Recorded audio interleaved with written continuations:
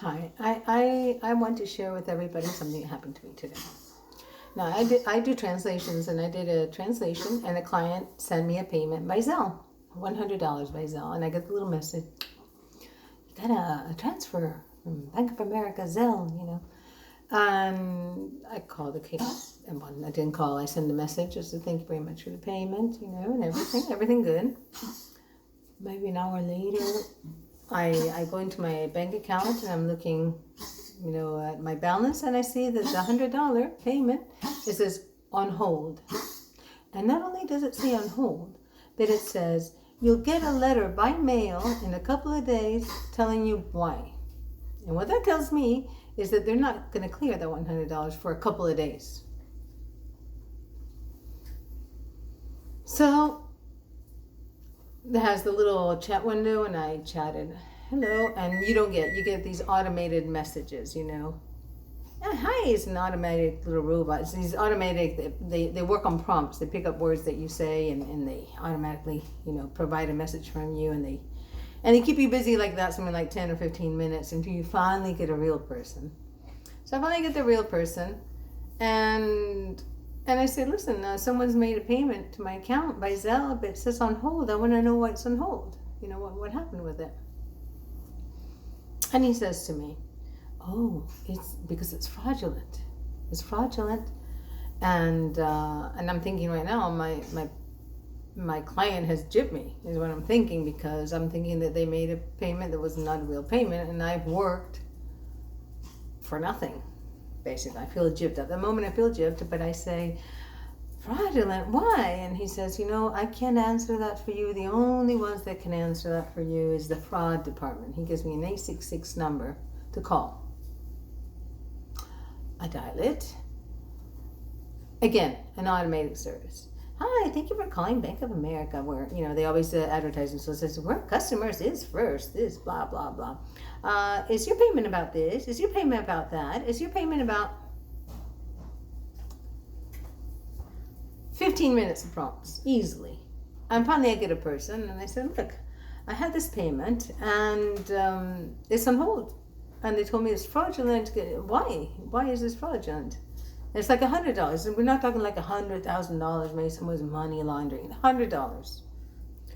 So, may not be a lot to a lot, but to me, it's a lot. And she says, well, you know what happened is that the person that made the payment, in their account, it's two people. And one person didn't know that the other one made the payment, and they reported it as fraudulent.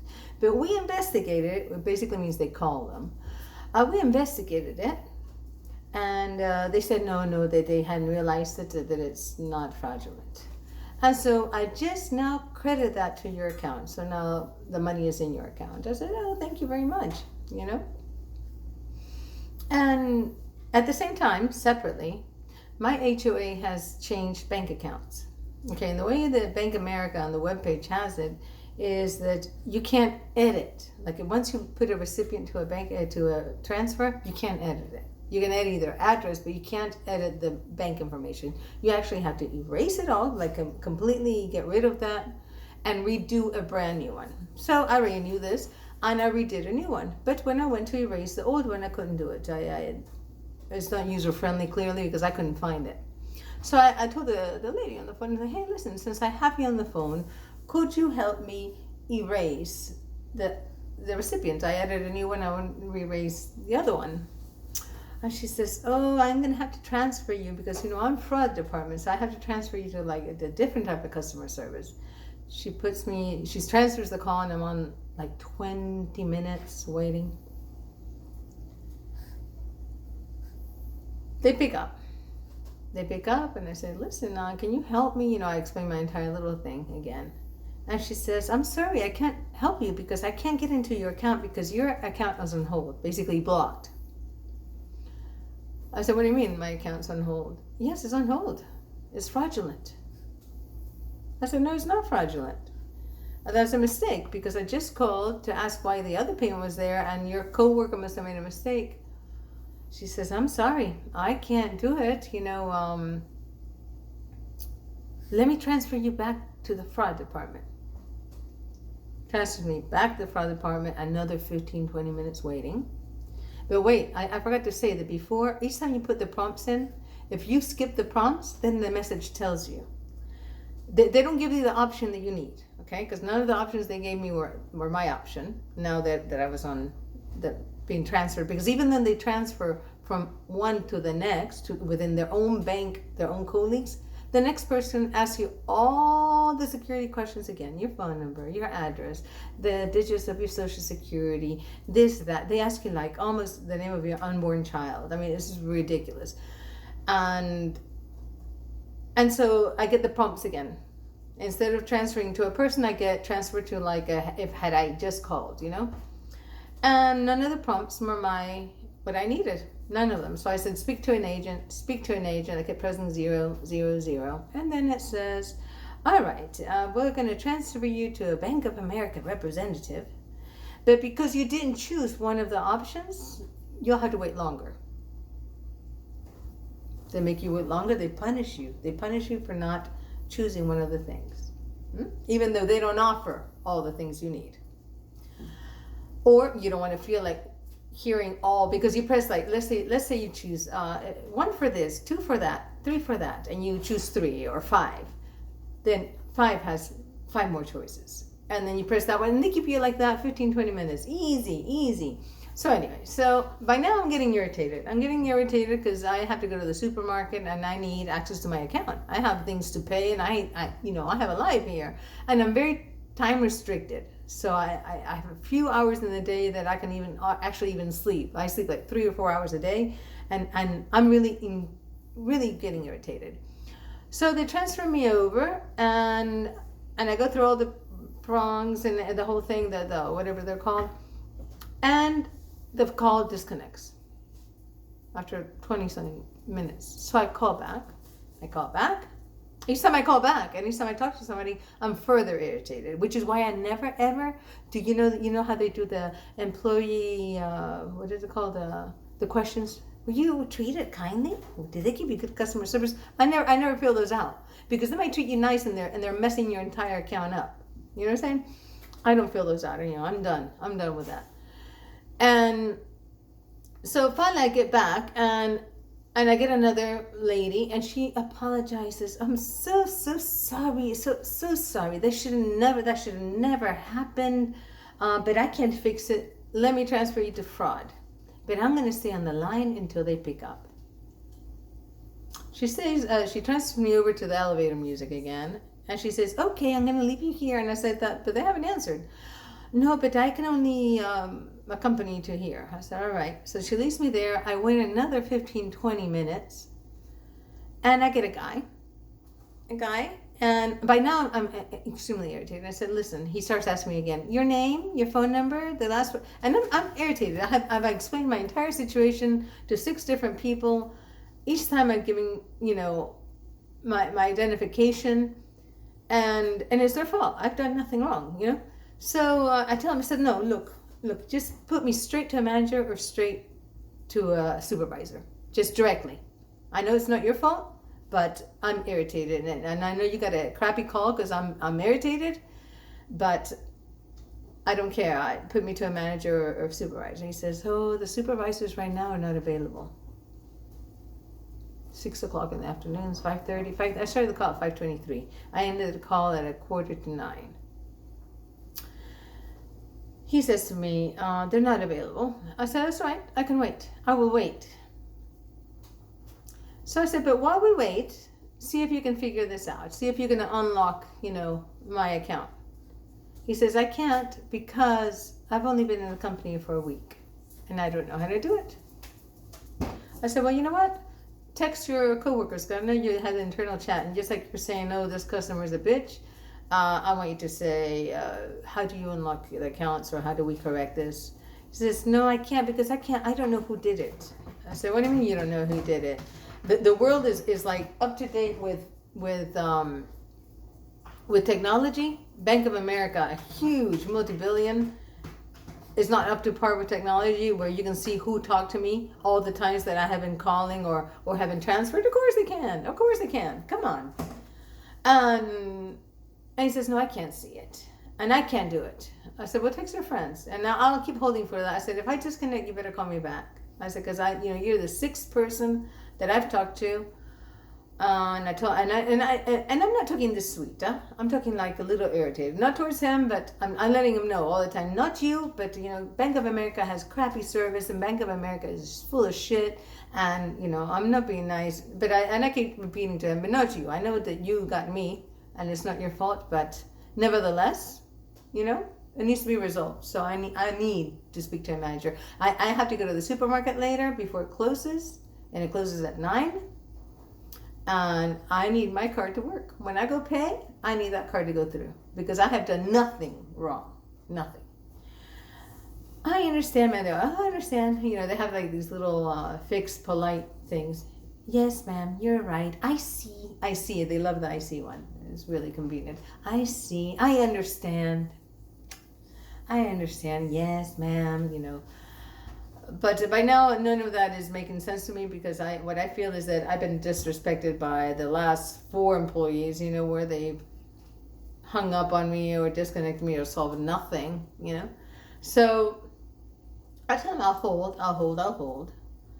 And he keeps telling me that they're not available. And I said, now I find it hard to believe that Bank of America with, I don't know, I think they have 45,000 branches. I don't know how many branches. They have a lot of branches. That there's only 2 supervisors available in all of the United States. He says, oh no, ma'am.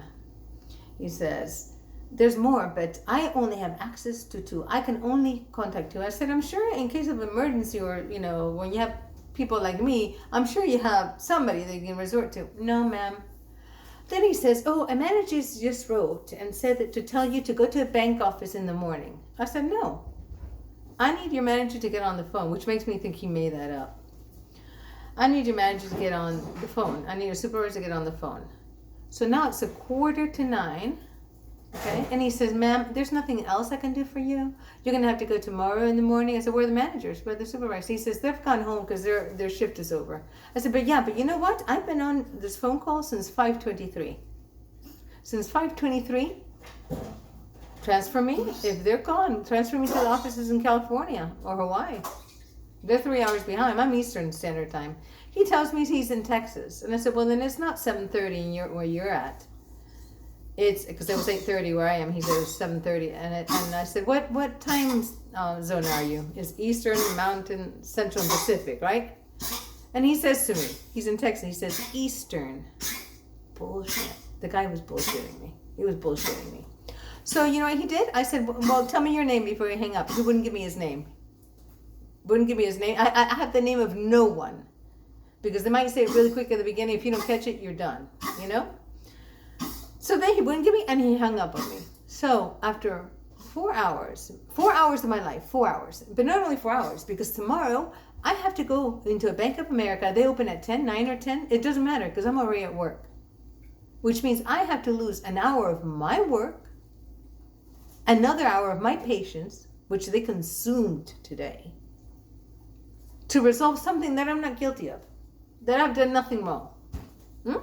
Now, I don't know how videos go viral. I don't know. But if you see this and you've had problems with Bank of America, pass it on, add to it if you need to. Let's get a movement going. The crappy service is not acceptable. This is Bank of America. I don't know about the rest of the banks. I'm sure some people say, why you change accounts? You just move to another bank if you don't like it. But you know what? That's another inconvenience for me. Because it means that I need to reorder checks as an expense. I need to reroute all those payments that I have and all those things. And just a lot of inconvenience for me. My direct deposits, everything. All because of this crappy service. I shouldn't have to do that. It's not acceptable. It's not acceptable. Bank of America, what? My time is not valuable? Is it only Bank of America's time that's valuable? They should be responsible for my time too. I spent 4 hours today plus the hour I'm going to spend tomorrow. What? My time is not money? My time is money too. And the irritation, they consumed my patience. They consumed my patience. And it's difficult to consume my patience. It's difficult. I even cursed.